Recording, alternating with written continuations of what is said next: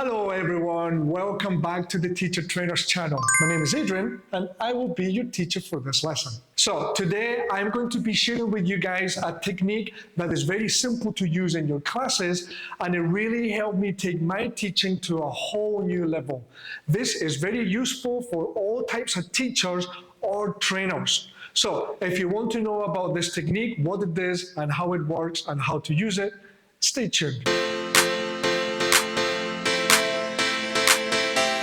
I really like the technique I'm about to share with you guys because it really helps put your students in the spotlight and making them become the stars of the show.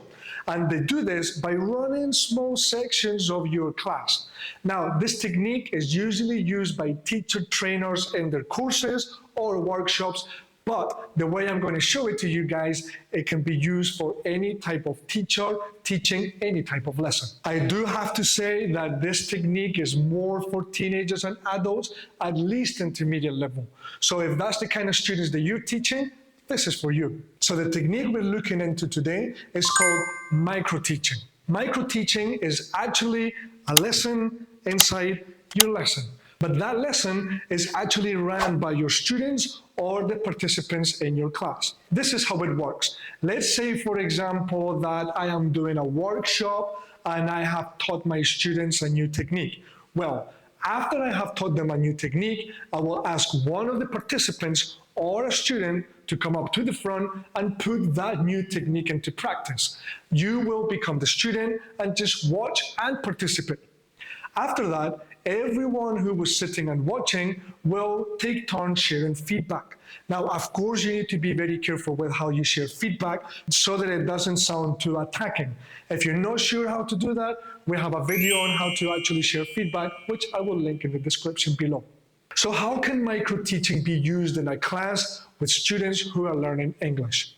Well, we can use it, for example, as a review at the end of the week, the semester, or at the end of the month. We assign a part of the lesson to each student, but this has to be a part of the lesson that we know they know very well or that they actually enjoy and they're very knowledgeable about. After that, you ask them to prepare a small presentation and you tell them that they are actually going to be the teacher for a small section of the class. Let's say, for example, I give one of my students the task of presenting the present perfect because I know that that student knows it very well.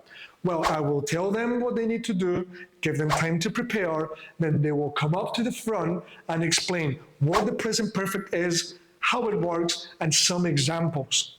This will help the whole class review, and the person who is actually presenting will actually learn it even better because every time we teach, we learn things better. Something that I used to do with my teenage students is pick a topic that I knew they were very passionate about.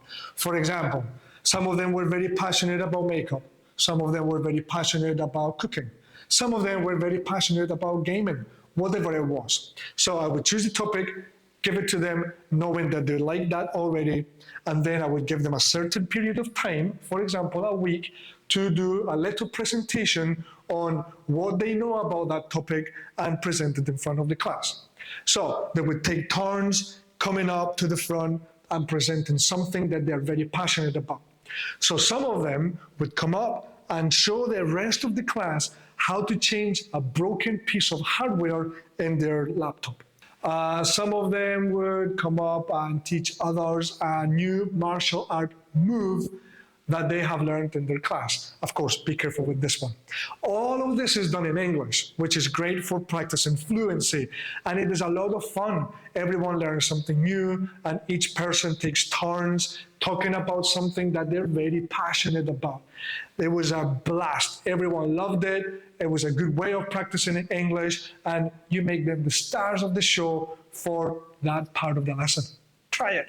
Trust me, they love it. So for all you teacher trainers out there or people running workshops, this is how I do it in my training sessions. Let's just say that, for example, I am showing them a new technique on how to use flashcards. First, I would explain the technique, take them through the steps, maybe answer any questions they may have, then give them an example of how it actually works, then maybe review all the steps we just went through, and then give each participant a flashcard. Each of them would come up to the front, try to apply what they just learned.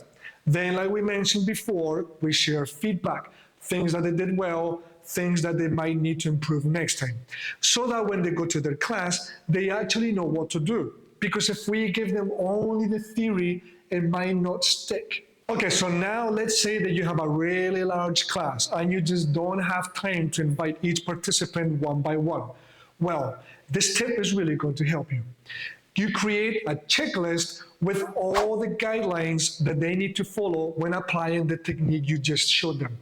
Then you put them into small groups. Let's say, for example, you have 20 participants. You can put them in full groups of 5 people. You give each of them a checklist.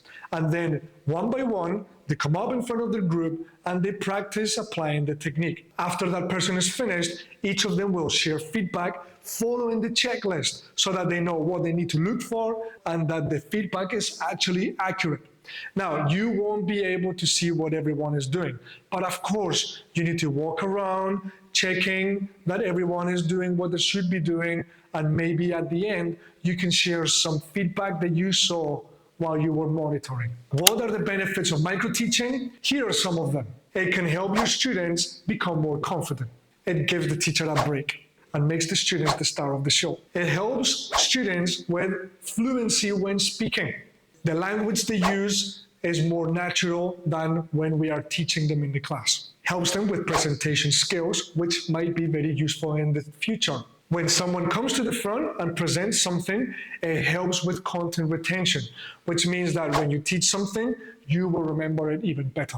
So here are some of the benefits of micro-teaching, and hopefully they're convincing enough for you guys to put it into practice in your classes. So there you have it, guys. This is micro-teaching.